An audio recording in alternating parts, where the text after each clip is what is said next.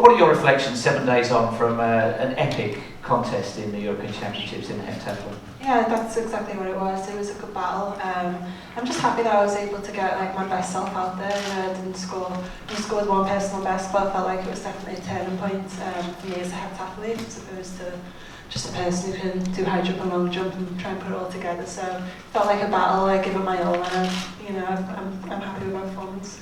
And whenever we speak to you, you're adamant you are a multi-eventer because that's what you've been doing since you were a little girl. You're a multi-eventer at heart, but you're going in the long jump tomorrow, and you're right on the fringe of what is an outstanding individual competition. What are your thoughts? Yeah, the British girls. So I remember watching the trials, and the British girls are very strong, and we've got the German and the American girl as well. So yeah, it's a very tough field.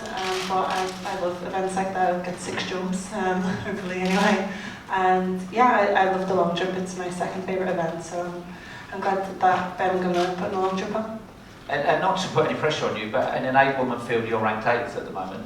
But you've got probably more experience than anybody of jumping in this arena. What are your thoughts about the Birmingham crowd and that runway? Yeah, I'm a heptathlete, so I'm not surprised I'm ranked 8th, but it was pretty much a similar situation going into the London anniversary games as well. So yeah, it's a competition, who knows what can happen on the day, and yeah, I'm happy that I'm in the field and I've got given a chance to compete. And in terms of your rivalry, which we hope will endure against Tiam, I've read a few things where you were saying she keeps to herself, we do communicate away from competition, but on the whole it's, we do our own thing in competition. Do you think you put down a marker yourself for Doha and Tokyo in terms of how you pushed her, especially in events that haven't always been your strengths? Yeah, for sure. I feel like everyone's known that I've had that ability in me, but I just haven't been able to show it. So I'm glad that I was able to show it and prove that I can be competitive in that field. What are you going to do when the season's over? Because it's been a long season for you, hasn't it, with indoors? I know you've had some injury interruptions. What do you do? Go and watch Liverpool? Yeah, I don't know. I've just been sleeping all week so far, but yeah, I'll go and watch Liverpool. I've got a date down to go to Anfield and see the new team, and I go to New York as well on holiday, and I want a beach holiday as well, so yeah, just complete rest. Looking forward to that. Let's turn to Sandi. Happy memories of Birmingham as a city, surely, for you? Of course, yeah. I have such amazing memories from this past indoor season, winning my first gold at a global championship, and there's nothing like the UK crowd. I mean, really, the fans here are absolutely incredible and so knowledgeable, and it really helps the athletes feed off of the energy of the crowd. I know it sounds cliche, but for me it's very true. And I'm just really excited to come and jump in front of that crowd again. What might it take to win, do you think? Because it is an absolutely stacked women's pole vault field. We've had some fantastic pole vault competitions, including the World Indoors. What do you think it might take to win tomorrow? We do have a stacked field. I mean, everybody is here, everybody. And there's a number of women in the field who are proven 490 jumpers. And I think a few of us are ready to take cracks at that 5-meter barrier. I'm very hungry to break through 5 meters again, and I did it in 2016, and this seems to be the year for me to do it. I'm on a roll. I've jumped in the 80s at pretty much every meet I've been to. I've jumped over 90, I think a couple of times. I've jumped 495 twice in 1 year, so I'm on a roll. I feel good. It can sometimes be hard to step off of a plane and compete 48 hours later. And I didn't jump that well in NACAC, so I'm hoping that I got my one bad meet of the year done. But I still feel good, and I think that the crowd here is going to really get me amped up. And bear in mind you've got a newly qualified veterinary surgeon on your right. Tell us about your pet snakes. This seems to be a lot of the conversation lately is people are picking up on the fact that I have a lot of exotic pets, and it's fascinating to people. And I love it because I love to talk about my animals. And I've always had a passion for animals, and I think that a fun little detail is that Jeff Hartwig, my on-the-road coach / agent / amazing pole vaulter, is also really into reptiles. So our little fun story is that when we travel around the world together through Europe, all we talk about is pole vault and snakes. And we are just such a dynamic duo in that way because we're so passionate about both of those things. And at home I've got 3 boa constrictors and 4 lizards and my dog, soon to have 2 dogs. So I love animals, and it is a lot of work, but it's worth it for me because I'm really passionate about it, and it really gives me a sense of purpose.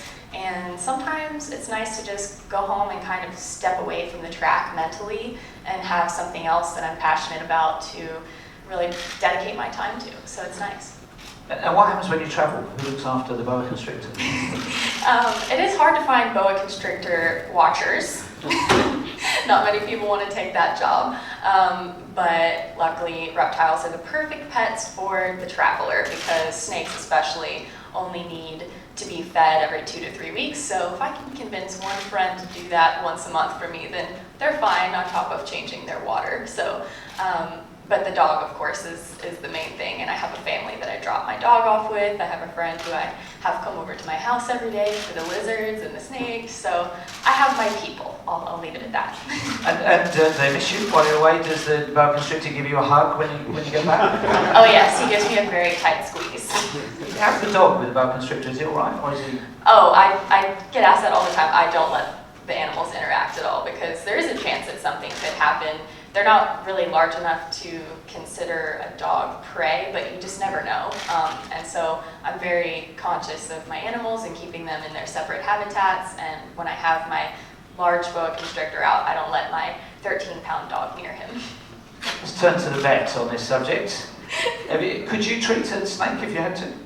I guess if I had to, yeah, I might need a bit of expertise and help. But yeah, no, it's I love snakes as well. Actually, I find them interesting. Have you come across somebody with a menagerie like that before? Yeah, a few living with vet students and being around vets. There's a few people that have quite a lot of snakes and reptiles and all sorts of things. So tomorrow you're going for Kelly Holmes' British record at 1,000 metres. You've actually run quicker than that indoors. It's easy, surely. I was really happy with breaking the indoor record at the Birmingham Grand Prix last indoor season. That was great, but I find indoors, the 200-metre lap, I find it kind of psychologically quite easy. So I was, five 200-metre laps, but the outdoors is not something I've really done that much before. But I guess in Berlin I kind of ran the last K hard there, so that was kind of good prep for this. Not intentional, but but I guess in a way that's kind of quite good prep for this. And as long as the conditions are good tomorrow, then I feel on target to go for it and hopefully get a record. So the forecast is potentially for some breeze, but I think we know at Birmingham it's reasonably sheltered down a trackside. And you've had a few record attempts. It does come down quite often to the opening 400-metre pacing, doesn't it? Getting that right. Yeah, definitely. I think when you're right on the limit, when it comes down to basically getting it within a second or so, over a long distance, certainly the pacing will need to be pretty spot on. I'll need to run it a perfect way and kind of hopefully manage the conditions. And if there's a slight tailwind one way, I'll need to probably work a little bit harder one way or another and then run the lap. But it's a good field as well. I've got against as well, which is great, because I think that last 200 metres is going to be really tough. So to have hopefully some company right there would be really good to help spur me to that line, and hopefully if I can cross it in first place with the record, then that'd be great.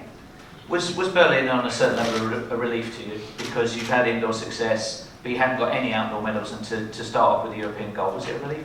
Yeah, I think it was. It was something I knew I'd been capable of for a few years, but I proved myself indoors. I raced very well. I've got 4 championship medals indoors, but that outdoor one I just slipped away. So to get my first one, it would be gold. I'm just so happy with that. I forgot to ask Sandi, and we'll ask you, what do you do when the season's over? Where do you go? What do you do? I'm gonna have a holiday, my first holiday in 5 years, because usually after the track season I would just go straight back to university or placement. So gonna have a nice holiday, which will be good. Sandi? For me, my holiday is just being at home with the people I love and the animals that I love, and get to spend time down in Texas with my boyfriend, and probably load up my bird and my reptiles and my dogs and drive down to Houston where he lives and go bug him for a few weeks, and just enjoy being home and not traveling. Is kind of nice. So maybe do a little couch surfing in my off season. So they do travel. You can take a snake on holiday with you.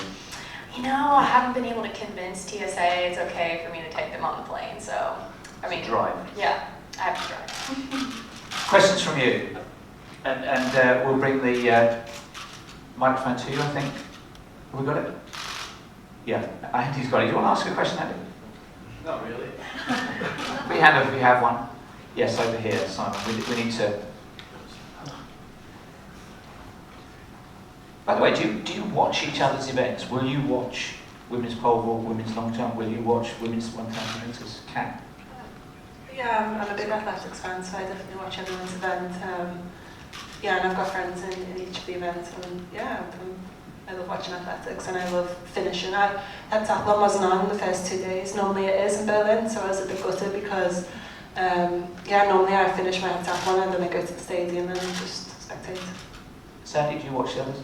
Yours takes most of the meeting. Yeah, usually we start before everyone else and we're the last thing still going at the end, so I don't get to watch it live, but of course I do go back and look at recaps and look at results. And you know, some people ask me, do you ever see what's going on at the track? I really don't. I don't know if I'm just oblivious, but I usually don't see anything that's going on. I guess I'm just really focused on the ball. So I don't even know what happens in meets until I'm completely done with them. Laura, have you got a PB for pole vault and long jump? I might have one for long jump, I think. I don't know what that is, for like 5 meters or something. But no, I kind of like, yeah, the girls and like Kat, I was a bit gutted in Berlin because I was at the end of the timetable and usually I finish at the start and I get to watch athletics every night afterwards. But yeah, no, I'm a big fan of the sport as well, and I'm pretty jealous actually of the crowd tomorrow because it's looking to be pretty stacked fields. So yeah, it's going to be great out there tomorrow and hopefully I can catch a little bit. I was just going to ask you, Laura, you've broken a few British records now, indoors and out. Obviously it's Kelly's record you're going for tomorrow. It was Kelly's indoors, and also you broke a 1,500 record. Liz McColgan, I think, 5,000 indoors, and Joe Payne 3,000. Do you ever get any feedback from these people? Do they say, you know, well done? Well, yeah, you know, I have. I'm fortunate that, you know, I've met Joe and Liz before, and yeah, they've said well done. I've not actually ever met Kelly before, but she sent me a message on Twitter saying well done and things, which is really lovely to kind of be, yeah, breaking their records and then getting recognition from them as well. It's really nice. Any other questions? Okay, I think there is the opportunity for one-to-ones. Good luck. We hope the weather's in your favour for all of your events. Thank you. Enjoy tomorrow.